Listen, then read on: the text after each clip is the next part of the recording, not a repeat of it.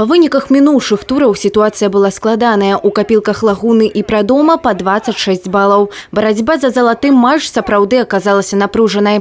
Большая палова асноўных гульцоў Прадома адсутнічала па прычынах траўміравання. Нават трэнер каманды Уладзімір Сарачынскі быў вымушаны выйсці на поле і дапамагчы спартсменам. Тяжело. 4 человека, которые не меняются, даже пускай выступающие там в сезоне в Республике Беларусь, в чемпионате, все равно тяжело. Вы видите, и солнышко тепленькое. У першым тайме упоўнена вяла Лагуна 2-1. Адзначыліся ў намінальнага госця лепшы бамбардзір сёлетняга сезона Уладзімір Дабраловіч і лепшы бамбардзір за гісторыю існавання пляжнага футбола Брэшчыны Яўген Байдук. У другім тайме Лагуна павялічыла лік 4-1. Шансаў на выпраўленне сітуацыі у номінальнага гаспадара Прадома амаль не заставалася. Это серьезный соперник, многократный чемпион и призер соревнований данных.